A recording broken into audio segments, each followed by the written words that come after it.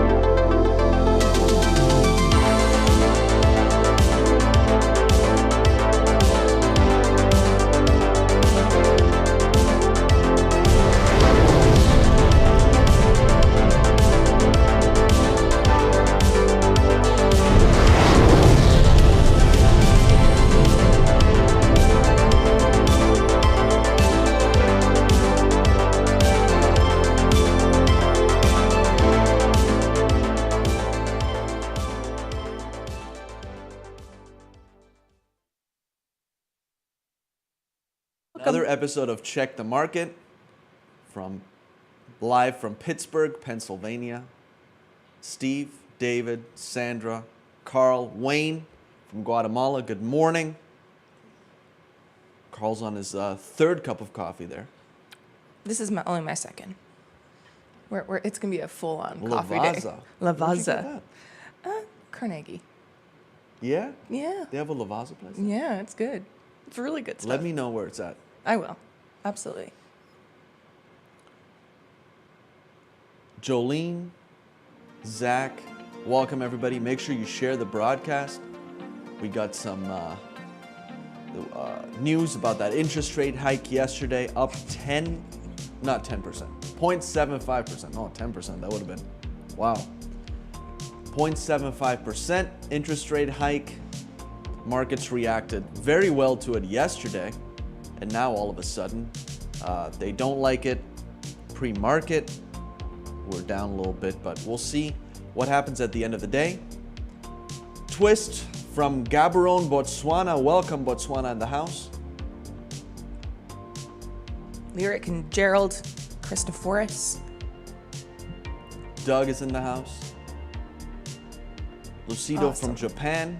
Thanks for tuning in. Make sure you share the broadcast. I should have sold. Oh, you sold your SPY puts. I should have sold my my calls yesterday, but I didn't. I got too greedy. But we'll see how everything ends up. And now you hold. Today. Now I'm holding. Now you hold. I have until next week. They expire next week, so we'll see what We'll see what happens. Gasoline futures are dropping. Yes, they are. Oil is down to $114 a barrel. So we are dropping slowly. Lyric, welcome. Oh, welcome everybody. Doug thinks we might get a pop this morning. I hope so. then I'm out. And I should have sold yesterday, but you know what? Such is life. That's how it is. Such is life. All right. So, Christophorus, his first official day of vacation. Congratulations. You know Enjoy what? your vacation. I'm glad people take vacation. I didn't take, for the first job I ever had outside of the home, Yeah. I didn't take a vacation for 3 years until I was forced to. So I think vacations are a very good thing. So way to go, yes. Christophorus. Just relax a little bit. Just relax. Chill. Thanks for making us a part of your vacation. Mm-hmm. Oh, he's spending it working. What the heck, man? Working on his side gig. There you go. Michael, good morning to you. All right, let's see what we got today. Let's check it out. This clip is astonishing. Energy Secretary Jen Granholm demands energy companies to make massive investments to increase oil supply while simultaneously saying they want to shut them down over the next 5 to 10 years. What is this White House? Go for it. Do you, 5 years from now, 10 years from now, are you telling me you want them drilling for more oil? You want the refineries putting out more gasoline in 5 or 10 years? What we're saying is today we need that supply increased. Of course, in 5 or 10 years, actually in the immediate, we are also pressing on the accelerator, if you will, to move toward clean energy so that we don't have to be under the thumb of petro-dictators like Putin or... This is exactly why oil refiners are not investing. Exactly. It's like, do something, but don't do anything. So this is all political. It's like you're saying, okay, drill, drill, drill, drill, baby, drill. Mm-hmm. But at the same time, they're not going to, because you're not going to invest $1 billion into a project that you know they're going to shut down. Yeah, exactly. It doesn't make sense. And Great job. they're screwing with people here. Great job. Continue. at the whim of the volatility of fossil fuels. Ultimately, America will be most secure when we can rely upon our own clean domestic production of energy. But that's the through problem solar, for these companies. through wind, These through companies are saying, you know, you're asking me to do more now, invest more now, when in fact, 5 or 10 years from now, we don't think that demand will be there, and the administration doesn't even necessarily want it to be there. Just one last question on Saudi Arabia. The president is going to Saudi Arabia, where we understand he will be meeting with the Crown Prince Mohammed bin Salman. Is there any kind of promise beforehand that the Saudis will increase production? No, there's no promise beforehand. No, there's not. And let me just say, John, we really want to see us move to clean energy, but we also need to see this increase right now. And we are asking the oil and gas companies as well to diversify and make sure that that they become diversified energy companies to be able to produce other means of clean energy, because they have huge, deep pockets. They have a big ability to invest in the future as well as investing right now, so that we don't see oil and gas causing the inflation numbers and people being hurt every day. People being hurt every single day. Hurt by what? Hurt by who? Hurt by, exactly. Joe Barron. That's who. Next. Biden is demanding companies provide an explanation for reductions in oil capacity since 2020. Answer: large ESG-linked asset managers just ask Exxon. Last week, when Mr. Biden said Exxon made more money than God this year, the company responded saying it plans to increase its refining capacity to process U.S.-produced light crude by about 250,000 barrels a day. Exxon spokesman Casey Norton said that was the equivalent of adding a new medium-sized refinery. Mr. Biden requested that the companies provide his administration with an explanation of any reductions in capacity since 2020, as well as ideas for addressing high prices. Prices for gasoline and diesel have vaulted to historic highs in recent weeks as crude prices have climbed and refineries have struggled to keep up with rising fuel demand, both in the U.S. and in international markets. Continue. Before BlackRock voted in favor of 3 dissident activist directors onto Exxon's board, the company's business plan was to increase production 25% over 5 years. After the proxy battle, Exxon slashed oil production by 20% from prior forecasts. Viola, you have your answer. This is something I didn't actually know about Exxon. I knew that they had activist investors that came on their board. Yeah. I didn't know there was 3 of them. No, I didn't know. I thought there was 2. I didn't know there was 3. But I didn't know BlackRock voted for them. Yeah. That's the interesting tie in all this. Next. From David Mulroney, Canada's former Chinese representative, or Chinese representative. Ambassador to China. Yeah, he represented China. UN human rights chief could not speak to detained Uyghurs or families during Xinjiang visit. I visited Kashgar prison where I spoke to the authorities. I was not able to speak to any Uyghurs currently detained or their families during the visit. So this was a 6-day visit.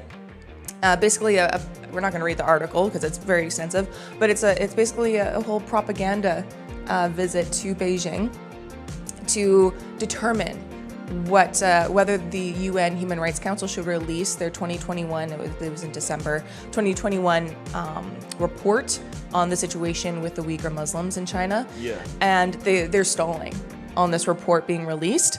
And so Blanchette went and visited Xinjiang, but she was not able to talk to any Uyghurs, just the authorities. I see. So this report that will eventually be released, potentially fall of this year, maybe winter, it's all going to be like she even used the educational facility terminology that the Chinese communists use about these concentration camps that they hold Uyghurs in.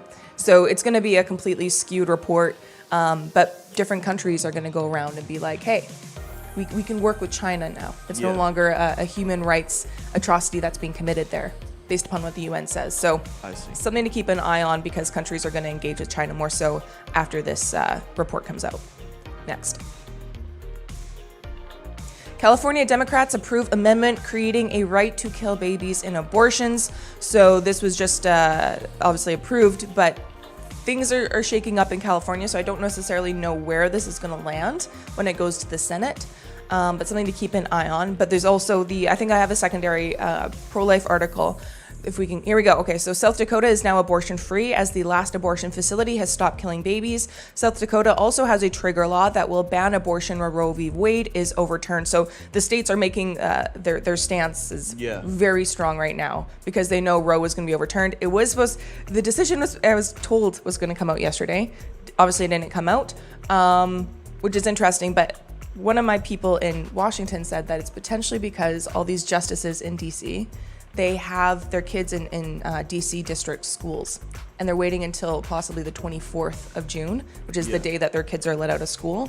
That's a good idea. Yeah, for safety reasons, and so it becomes a little bit more personal at that point, but that's potentially why we're going to see it released at the very end of June, the decision on Roe. Next. Update, Elon Musk, subject to multiple investigations by leftist-controlled government entities, Cali/Biden administration, to evident retaliation for his support of free speech and other values the left opposes. We've covered some of those things in the past. Next. Russia invaded Ukraine. Turkey is eyeing up northern Syria. China plans to take Taiwan, and America is arguing over what a woman is. Yes. Got our priorities in check. Next. Though I must say, those are the governments. Those are not necessarily the people. Yeah. That's where That is true. That's for me, you talk to people on the grassroots level and they're all like, they're solid. Yeah. They're not crazy. It's just the people up top. Canada's lawmakers lose patience when Finance Minister Freeland as they allege she repeatedly evaded questions at Probe about use of the Emergencies Act for the trucker protest. It's to the point of almost being contemptible. So we won't read the article again, but what's interesting about this is the probe is still going on with regards to the use of the Emergencies Act. There's still legal actions being taken against Trudeau's government with regards to his use of it. But I think it's funny that the Globe and Mail, highly subsidized by the government, pushes that she's just the finance minister. She's actually the Deputy Prime Minister of Canada. Oh, yeah? So, and she's on the WEF Executive Board. Little tidbit. But that's what's so significant of this to me is she completely is evading everything. Yeah. Like, normally in the House of Commons it's a show, but to go to committee, that's usually where everything is revealed. Yeah. And she was giving nothing. So it was pretty disgraceful. I watched some of it. It was pretty disgraceful to watch. Next.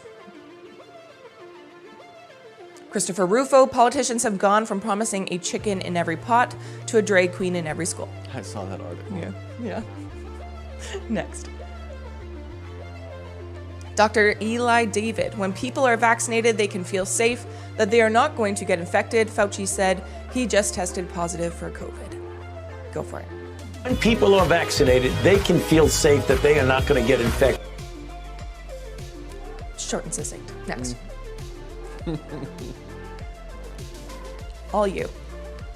Goldman investigation tarnishes ESG halo as investors bail. With Goldman becoming the latest firm hit by an ESG probe, the industry's problems may only just be starting. What? So ESG, because it's being used as a weapon now, banks are backing off. Dang. Let's see the article. ESG has become a punching bag for the far right, for disgruntled corporate executives, and even industry insiders, but there's one group whose growing disapproval might be the ultimate game changer. Retail investors are slowly starting to look under the hood of the $40 trillion environmental, social, and governance industry that's increasingly steering their savings, and many aren't liking what they see. What's more, some of the biggest names in finance are facing probes of their ESG businesses, with Goldman Sachs Asset Management and the investment arm of Deutsche Bank among the most prominent. The cracks in the ESG firmament appear to be widening elsewhere too. After attracting huge amounts of money for 3 straight years, demand for ESG is cooling. Flows into ESG funds globally slumped 36% in the first quarter, according to data provided by Morningstar. It's the worst showing since before the pandemic and was followed by another decline in April, Bank of America analysts reported. In May, investors made the biggest ever monthly redemptions from U.S. exchange-traded ESG funds, Bloomberg Intelligence estimates. Continue. ESG returns, which rode out the worst lockdown-induced sell-offs, also are starting to sag.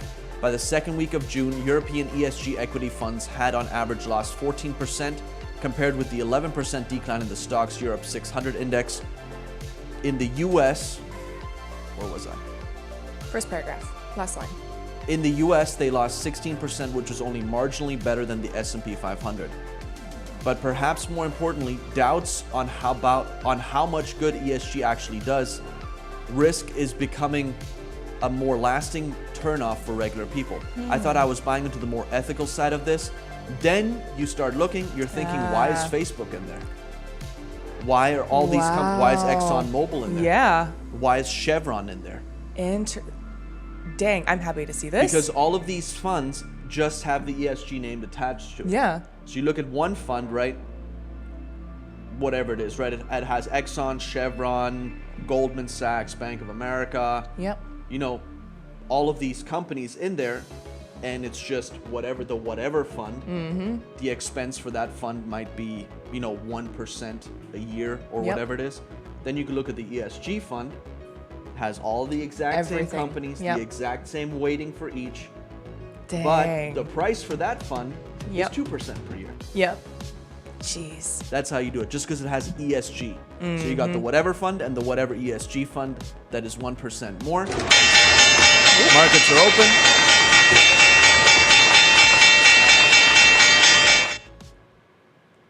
S&P down 86 points. NASDAQ down 300 points, and the Dow Jones down 594 points. It was up yesterday. So Yeah, exactly. it's just cooling off a little bit. It'll be back up by the end of the day. Just speaking in faith here. Continue. Oh, cryptocurrencies.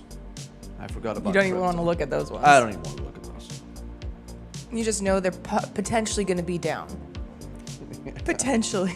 Potentially. Oh, look at that. Market up 0.87%. And now there you go. So happy, you guys. Bitcoin down 0.6%. Ethereum down 0.79%. Bitcoin's at 21,224. Ethereum is at 1117. BNB is up 1.12%, 217. XRP is up 1.42%, 32 cents. Cardano's at 50 cents. Dogecoin is at 5.7 cents. Avalanche is up to $16. Look at that. Shiba Inu's up 3.13%. So not too bad. It's a little bit better movement there in cryptocurrency than in the regular markets. But it is moving in the right direction here. Let's going up slightly. Oil is down 1.31% at $114 a barrel.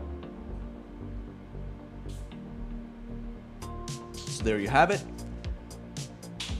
When Neil Baker, a 37-year-old who works in the UK construction industry, started looking for ESG investments less than 2 years ago, he said he was dismayed at what he found. One stock he didn't really want to own was Facebook parent Meta Platforms, but finding an ESG fund without big tech was almost impossible. So there you have it. Continue.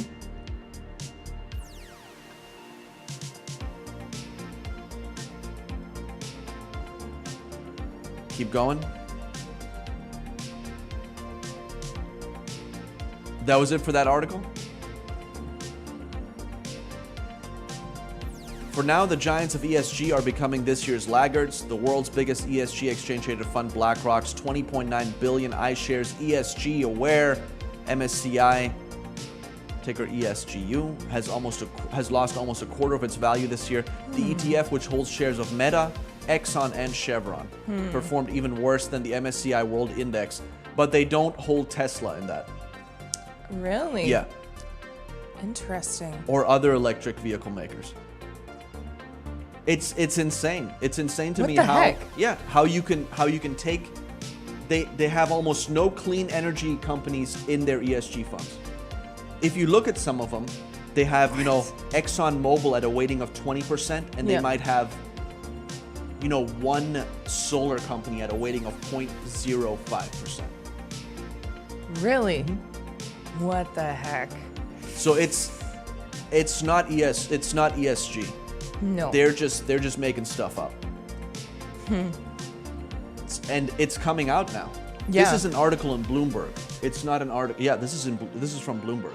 Wow. It's not from makes me Fox happy. Business or something. Yeah. This is cool. So it looks like there's some cracks there. See what happens. May it next. break into a million pieces. The market in 20 and 21. The market in 2022. Yes. That's so sad. Oh dear.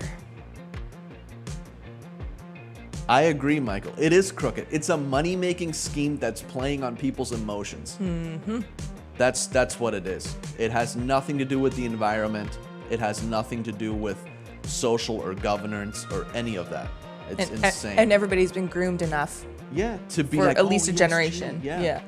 Oh, we've got an ESG fund. This is good for the environment. These companies are doing so much good. Mm-hmm. Are they?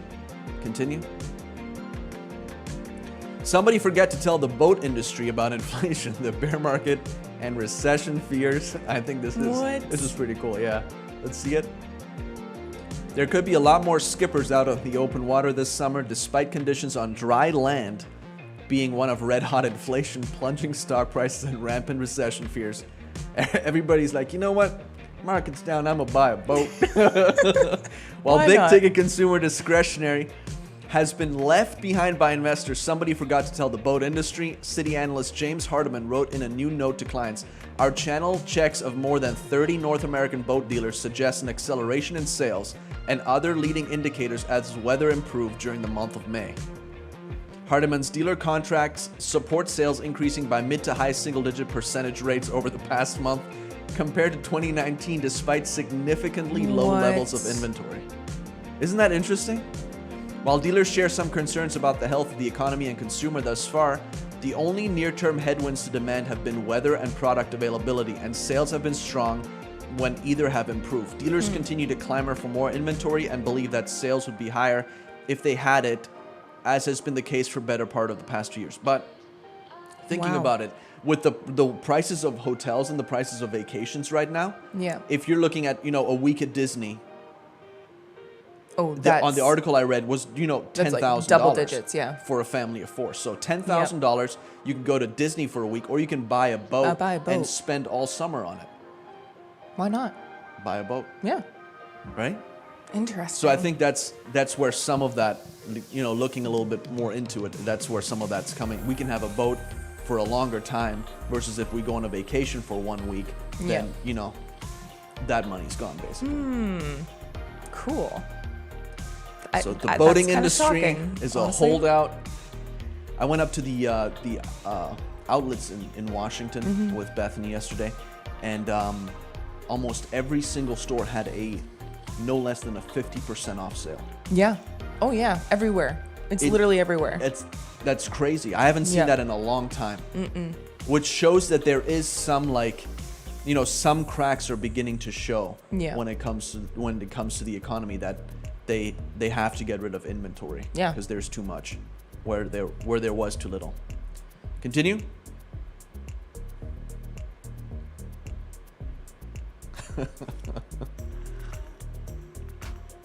How much does it cost to store the boat while not in use? That's a good question. Wayne says, the smartest guy doesn't own a boat. He has a friend who owns a boat. I agree. Yes. Totally. Go figure, especially as companies such as Target and Walmart warn about the consumer spending slowdown and stocks are in a bear market. And as for commoners out there, essentials such as gas, groceries, and housing are among primary concerns, not registering a new $1 million boat.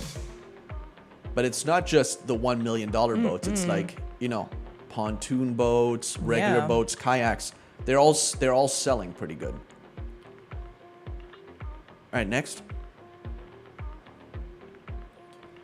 You have enough time, 160 hours per week, 32 in the...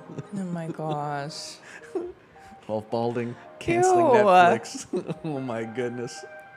Excessive perspiration. He always does look like he's sweating. Yes. Listening to money, deforestation. That's what Jeff Bezos does in a week. Next. Lego to invest more than $1 billion in Virginia brick plant. As a Lego fan, What? this made me happy. The new Lego facility will open in 2025 and be the 7th factory globally for the company. Nice. Continue. Lego is planning to invest more than $1 billion to construct a U.S. manufacturing plant near Virginia's capital of Richmond, according to Governor Glenn Youngkin. I'm thrilled to officially welcome Lego Group to Virginia, Youngkin tweeted. They will invest over $1 billion to construct its first manufacturing plant in Chesterfield County, creating over 1,760 new jobs. We look forward to a successful partnership. So Lego is investing in the United States. Nice. Continue. He added the Lego Group's decision to establish its U.S. manufacturing plant in Virginia shines a global spotlight on the advantages that make the Commonwealth the best business location in the nation. And we look forward to a long and successful partnership with this iconic company. So Lego coming to the U.S. Continue.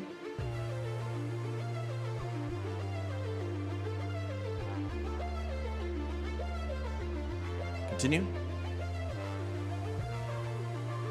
Are other companies doing what Lego's doing? Yes, a lot of foreign companies are coming to the US or have plans to build manufacturing in the US again. Caterpillar to move global HQ from Illinois to Texas. The construction and mining equipment giant will join Oracle, Tesla, Hewlett-Packard, and in the Lone Star State. So Caterpillar is moving from Illinois to Texas. Interesting. Just another company that's moving their headquarters to a free state. Next. Cosmetics giant Revlon files for Chapter 11 bankruptcy protection.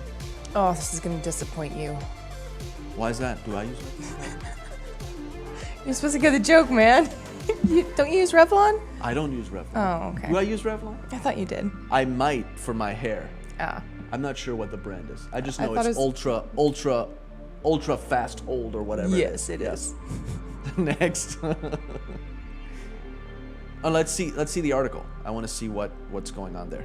I haven't read this one. Cosmetics giants Revlon filed for Chapter 11 bankruptcy protection on Wednesday evening as it grappled with a cumbersome debt load and snarled supply chain. So it's debt.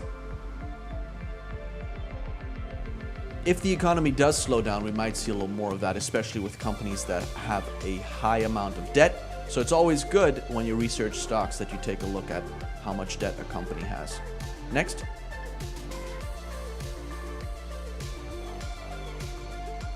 God, years of 0% interest rates was, but inflation is mid, so we need.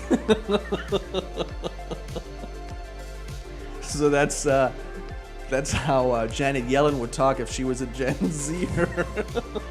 Can you imagine? 20 years from now, this is what we're going to be listening to in the halls of Congress. I'm actually very concerned. Next. No, to be honest, everybody in government now, they're like young people who are aspiring, working in these offices. Yeah. They're all like part of the LGBs or Ts. Yeah. Like literally conservative, Q's, I's, pluses. all of them. Sweet. All of them. So we'll see that and then some. Yeah. Oh, man.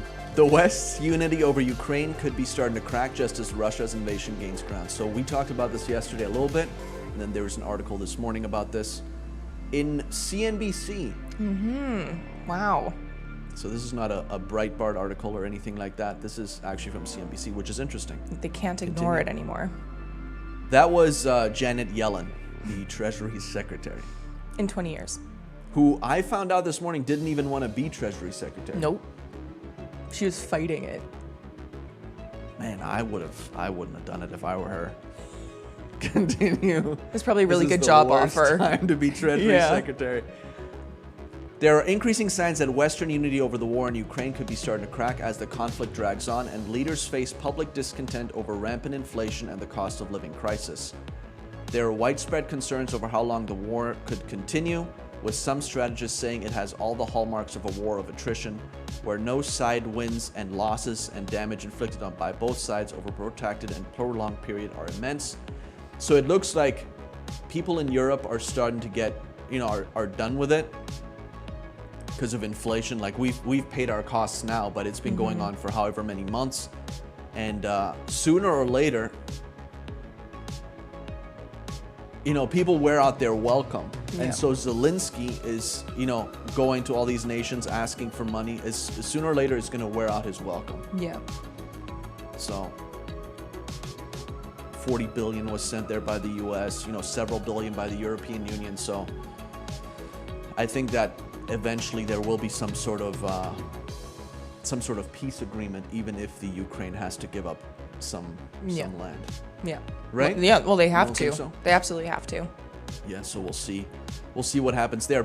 But yesterday, one of the accounts that I follow on Twitter was saying that peace in the Ukraine would be a catalyst, for the stock market going up. So it would make, that does make sense. So this is something that we need to keep an eye on. Continue.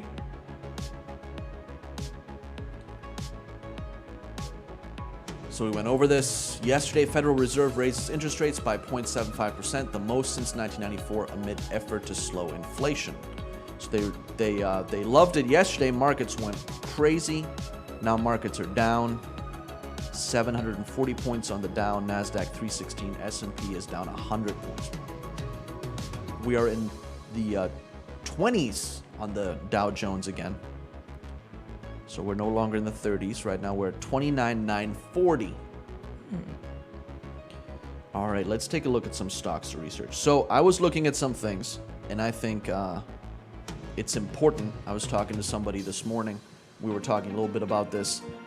It's important to build a solid long-term portfolio where things like is happening in the market now doesn't really affect, doesn't really matter in the long run. Right. So you want to build a solid long-term portfolio. You want to determine, number one is you want to determine how much to allocate to each stock in your portfolio. I use percentages instead of dollar values. I never invest more than 5 to 10% in an individual stock or single asset. Then you want to determine your allocation, stocks, bonds, commodities, real estate, cash, etc. How long do you want to invest? What's your time horizon for each stock? And then write it down and don't deviate with the swings in the market. Do your research on companies you want to invest in. Take a look at their management, long-term performance, customer satisfaction, not just Wall Street sentiment. That's very important because Wall Street might love a company, but customers might not love that company, and so that company is not going to do well in the long term if customers don't like it. It doesn't matter what Wall Street thinks of it. Financials, take a look at their financials. Take a look at their debt. As we saw with Revlon there, it's important how much debt a company carries, especially in times of economic uncertainty, because then they might have to declare bankruptcy. How much cash do they have? Can they weather something? Do they have plenty of cash? Do they have a cushion? Those are some of the things that I look at when I research a company. And then you want to review your investment strategy periodically and adjust as needed. So if there's a company that's up, 150%, you might want to take some of those winnings and invest into another stock. If you're not holding your investment for more than a year, that is considered trading and not investing. I'm talking about investing for the long term and trading is for the short term. So a long-term portfolio, that's how Warren Buffett made his money. That's how Charlie Munger made his money. It didn't matter what the global economy was doing. They kept investing and kept investing, and the portfolio grew over time. And so this is basically the same process as picking a spouse, Michael.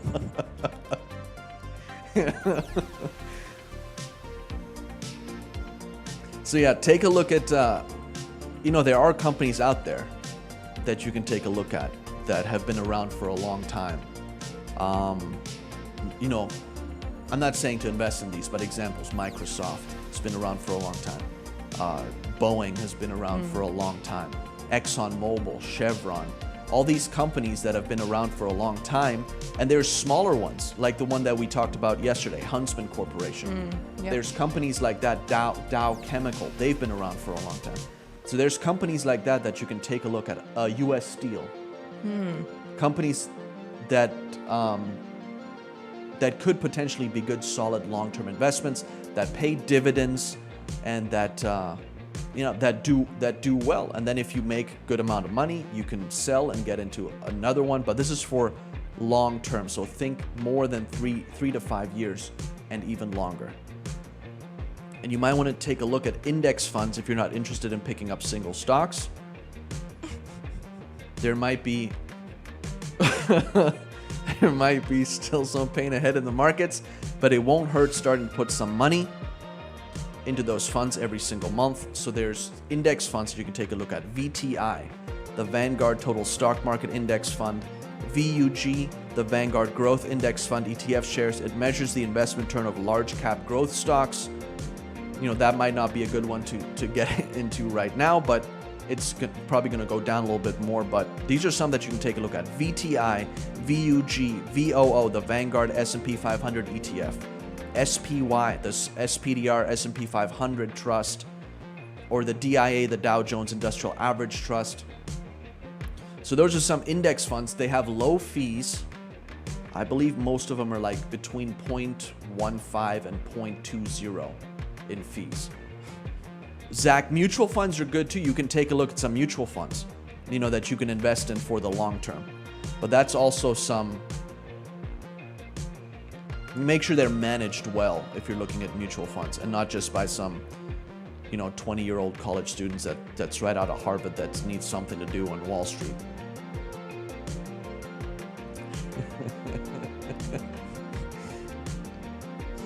So yeah, it's a good time to take a look at building a long-term portfolio. 5-10 years.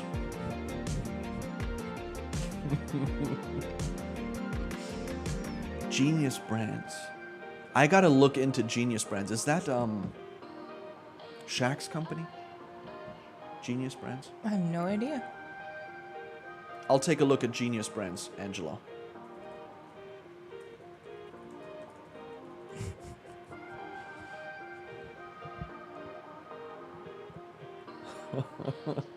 I'm loving the chat today. This is funny. It's great. Sandra, Kevin is our guest on CTN last night. He just got married. Just congratulations. Yeah. All right, and if you'd like to invest in Revival today, we'll give you an opportunity to do that now. Here are the ways to give. And as a way of saying thank you, we're going to be giving away the book on economics. Patrick is asking about AABB. I'll take a look into that one too. Cool. Asia Broadband. Cool. Do you have the book? Economics in One Lesson. I'll give that away as a way of saying thank you and as a giveaway for everybody who invests today. It's a solid book on economics from an Austrian economics perspective. Continue. Cryptocurrency, that's where I was. You know, somewhere. We accept cryptocurrencies. If there's any that you'd like to give that are not on the list, if you scan that QR code, you can call 412-446-2332. And checks Revival Today, P.O. Box 7, Prosperity, Pennsylvania, 15329. Then don't forget to claim your offer, which is that book on economics, Economics in One Lesson by Henry Hazlitt. Make it out to our 40 Days of Glory, which starts next week on Tuesday. We have that graphic. There we go, 40 Days of Glory. Starting at June 21st through July 31st at 7 p.m. Join us. Take a vacation to Pittsburgh. Join us here in Pittsburgh for that. It's going to be a great time. Thanks so much for tuning in, everybody. Make sure you share the broadcast with all your friends. Help them build a long-term portfolio. If you have any questions or anything, let us know in the chat. We had a fun time. Go ahead and close it out. Go out there and make some money. We'll see you all. Money friends and the CTM crew. Yes. Crypto Island, yo boy. Crypto Island, yo boy. Crypto Island, yo boy. We are the B.O.D. Yeah. Crypto Island boy, yeah. Crypto Island boy, yeah. Shout out to P Money friends and the CTM crew. Gotta hear from the Island boys. Yeah. Big shout out to y'all, man. Check the market.